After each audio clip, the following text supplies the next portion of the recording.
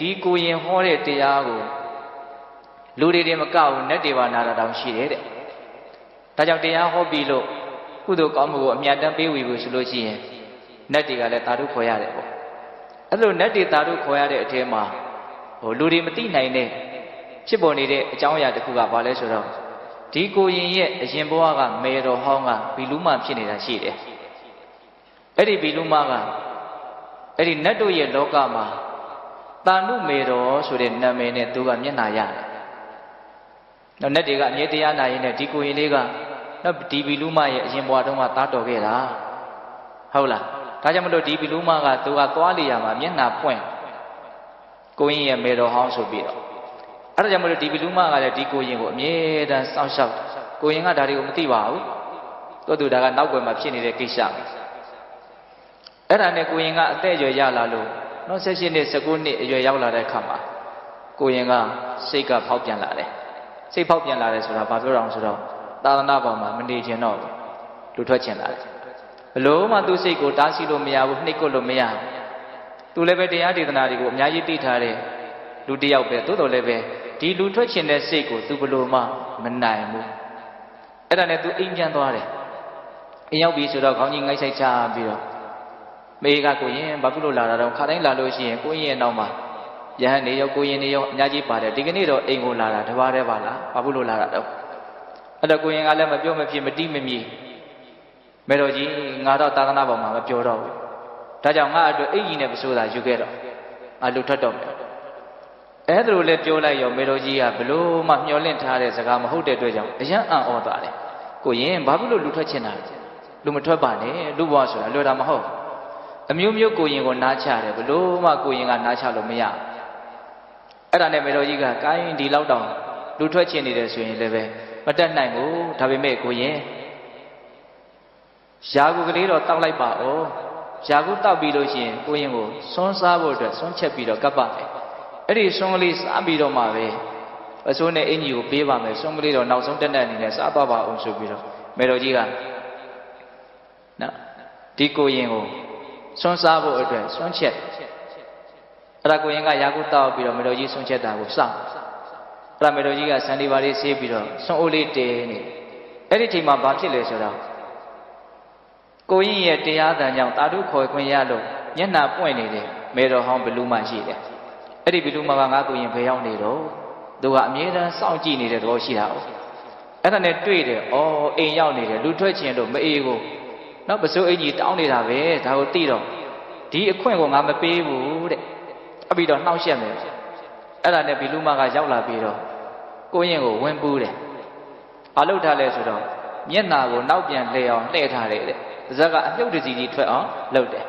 အဲ့ဒါဝူဝါတဲ့ကိုရင်ကကရင်မောကနေပြီးတော့လိမ့်ကြတယ်အောက်အဲ့ဒီချိန်မှာကိုရင်ကသူ့စိတ်နဲ့သူ့ကိုမရှိတော့အဲ့လိုအတန်နေကြတဲ့ခါကျတော့မေတော်ကြီးကဆွန့်ချက်ရင်းနဲ့ဘာဖြစ်လဲမသိဘူးဆိုပြီးတော့ကိုရင်ဒီရောက်လာတယ်ရောက်လာတဲ့ခါကျတော့ကိုရင်ကဝူဝါဖြစ်နေတော့ဩဒါဟာတစုံတစ်ယောက်ကဝင်ပြီးတော့နှိမ့်ဆက်နေတာပဲဆိုတော့ तू သိတယ်အဲ့ဒါနဲ့ तू ကဘယ်လိုပြောလဲဆိုတော့တီလာနဲ့ပြည်စုံတဲ့ပုံကိုယ်တွေကိုဘီလူတွေကမကစားကြဘူးလို့ငါယန္နာရှင်မြတ်တည်းရဲ့ထံကနေအဲ့ဒီစကားကိုကြားဘူးတယ်ပေါ့ခုငါရဲ့သားဟာကိုချင်းတီလာနဲ့ပြည်စုံမှလဲကနေဘီလူတွေကဘာဖြစ်လို့လာပြီးတော့ငါသားနဲ့လာကစားကြတာတော့အဲ့လိုမျိုး तू ကရွတ်ဆိုမြည်တမ်းငိုကြွေးတာအဲ့ဒီချိန်မှာဘီလူမကဟုတ်တယ်တဲ့ယန္နာရှင်မြတ်တည်းပြောတယ်တီလာနဲ့ပြည်စုံတဲ့ပုံကိုဘီလူတွေကမကစားကြဘူးဆိုတာမှန်တယ်ဒါပေမဲ့အခုဒီတင့်ရဲ့သားကလူထွက်မယ်ဆိုပြီးတော့တင့်ဒီကိုရောက်လာတာအဲ့ဒါကိုငါဘယ်လိုမှခွင့်ပေးနိုင်ဘူးပြောပြလိုက်တဲ့တင့်ရဲ့သားတတိယလာလို့ရှိရင်ပြောပြလိုက်တကယ်လို့လူသားထွက်မယ်ဆိုလို့ရှိရင်ငှက်လို့အတောင်နဲ့ပြန်နေတော့လည်းပဲမလွတ်စေရဘူးငါလိုက်ပြီးတော့ဒုက္ခပေးမယ်လို့ချင်းချောက်တာပေါ့နော်အဲ့လိုပြောပြီးတော့ဘလူမကခွာသွားတယ်အဲ့ဒါခဏနေတော့ကိုရင်ကတတိယဘေးကလူတွေကလည်းဝိုင်းအောင်ကြည့်နေကြတာပေါ့အိမ်နီနာချင်းတွေပါလေမေတော်ကြီးကလည်းသူ့ရှင်မှာမျက်ရည်ဆက်လက်နဲ့ငိုနေတာတွေ့တယ်ပြီးတော့ကိုရင်ကသူ့ကိုဘလူးကူးလို့မေတော်ကြီးငိုနေတာလို့မသိဘူးသူ့ကိုဘလူးကူးသွားတယ်ဆိုတာလည်း तू မသိဘူးအဲ့ဒါနဲ့ तू ကဘာပြောဆိုအမေဘာဖြစ်လို့ငိုတာတော့တဲ့လောကမှာငိုတယ်ဆိုတာကိုချစ်တဲ့ခင်တဲ့လူတွေတေးသွားရင်လည်းငိုကြတယ်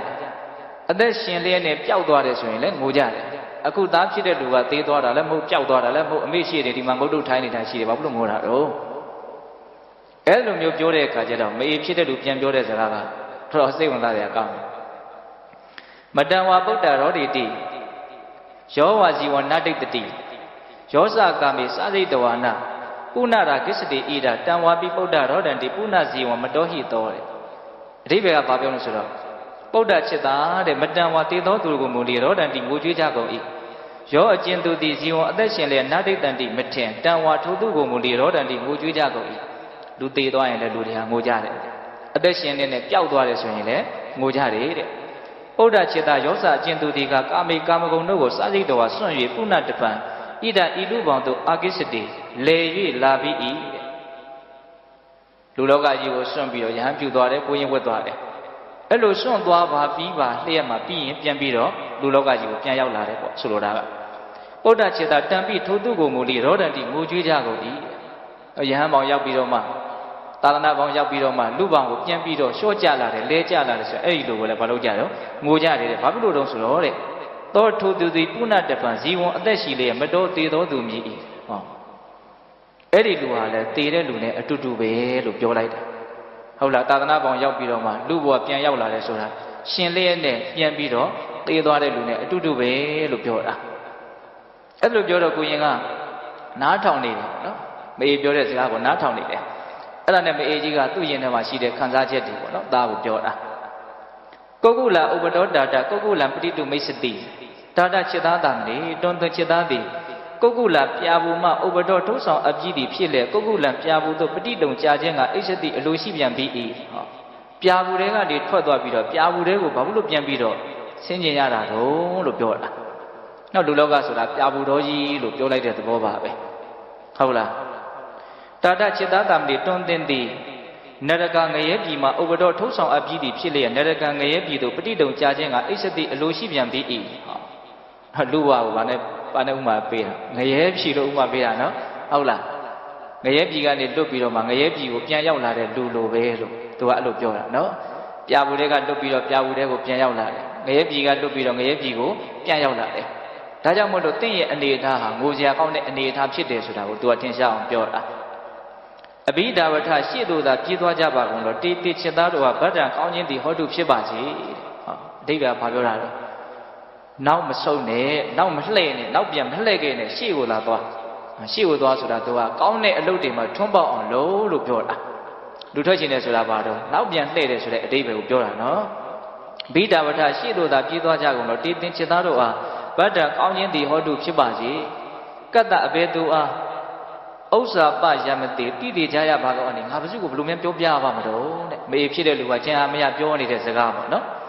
်အာဒိဋ္ဌရေရဲဝန်းဝပဂတိမီးလောင်ရမှာနိဟတံထုံဆောင်အပ်ပြီးသောဗန္တံဥစ္စာတို့ဖြစ်လေပုဏ္ဏတဖန်တရှိတုံလောင်ကျွမ်းခြင်းကအိစတိအင်းအလိုရှိပြန်ပြီး၏နော်မီးလောင်အိမ်ထဲကနေပြီးတော့လွတ်သွားပြီးသားဘာလို့ကြောင့်မီးပုံတွေကိုပြန်ပြီးတော့ကြောက်လာခြင်းရတာတုံးလို့ပြောတာမေတော်ကြီးကအများကြီးအမြင်ရှိတယ်လို့မဆိုနိုင်ဘူးလားဆိုနိုင်နော်သူပြောတဲ့စကားတွေကမှတ်သားစရာကြီးပါပဲဟုတ်လားရှေ့ကိုသာသွားပါနောက်ပြန်မလှည့်ခဲ့ကောင်းတဲ့နေရာကြီးမဟုတ်ဘူးပေါ့ဆိုလိုတာကဟုတ်လားမိဘုံတွေကနေပြီးတော့လွတ်ပြီးသားဘယ်နဲ့ကြောင့်မိဘုံတွေကိုပြန်ပြီးတော့ခုန်ဆင်းကျင်ရတာတော့အဲ့လိုပြောနေတဲ့အချိန်မှာပဲမေတော်ကြီးပြောတဲ့စကားတွေကိုသူစဉ်းစားမယ်ပေါ့အဲ့ဒီစကားသံကိုကြားပြီးတော့ပဲသူတခါလဲလူထွက်ခြင်းစိတ်ကြောက်သွားတယ်ပြောရကျိုးနဲ့တယ်လို့မဆိုနိုင်ဘူးလားဆိုနိုင်ရဲ့နော်အဲ့ဒါနဲ့ကိုရင်ဖြစ်တဲ့လူကမေတော်ကြီးတဲ့သူလူထွက်ခြင်းတဲ့စိတ်မရှိတော့ဘူးပေါ့အဲ့လိုပြောတဲ့အခါကျတော့မေတော်ကြီးကလည်းဝမ်းမြောက်ဝမ်းသာဟုတ်ပြီဒါနဲ့ရင်ကိုရင်ခုအသက်ဘယ်လောက်ရှိပြီတော့မေးမြန်းစီစစ်ကြည့်တဲ့အခါကျတော့ရဟန်းခံဖို့အတွက်နော်တင့်တော်တဲ့အချိန်ကိုရောက်နေပြီဆိုတော့သင်္ကန်းပေးခရာပြည့်စုံအောင်ရှာပြီးတော့သူ့ကိုရဟန်းခံပေးတယ်တာနုတာမဏေကနေပြီးတော့ယဟန်တော်တာနုဖြစ်လာတယ်ပေါ့နော်အဲ့ဒီအချိန်မှာမြတ်စွာဘုရားကဒီယဟန်တော်တာနုရဲ့တစ်ချိန်လုံးကလူထွက်ချင်တဲ့စိတ်အနေအထားလေးကိုသူမနှဲရုန်းကန်ပြီးတော့လူထွက်ချင်တဲ့စိတ်ကိုဖျောက်သွားအောင်သူလုပ်ခဲ့တာမရှိဘူးလားရှိရနော်အဲ့ဒါလေးကိုအကြောင်းပြုပြီးတော့သောတော်တော်ကဂါထာလေးကိုမြတ်စွာဘုရားဟောတာနော်ဣဒံပုရိစိတ်တမစာရိစာရိကယေနေစကယထာကမယထာတုက္ကဒီစိတ်ဆိုတာနော်အလွန်ဝေးကွာတဲ့ကာလကနေဒီကနေ့တိုင်အောင်ကောင်းတယ်ထင်တာတွေကမှကြိုက်တာကိုတွေ့ရင်ကြိုက်တဲ့လောက်ကျင်လဲကျက်စားတတ်တဲ့သဘောရှိတယ်အဲ့ဒီစိတ်ကိုဒီကနေ့ကစပြီးတော့အမုံရစ်တဲ့ဆင်းကိုချုံးကင်ထားတဲ့ဆင်းသိမ်းယောက်ျားတွေကောင်းကောင်းနှိပ်ကိုဆုံးမတယ်လို့မျိုးကိုယ့်ရဲ့စိတ်ကိုယောနိသောမတိကာရဆိုတဲ့ချွန်းနဲ့ကောင်းကောင်းနှိပ်ကိုဆုံးမသင့်တယ်လို့အဲ့ဒီကာထာကိုဟောတာ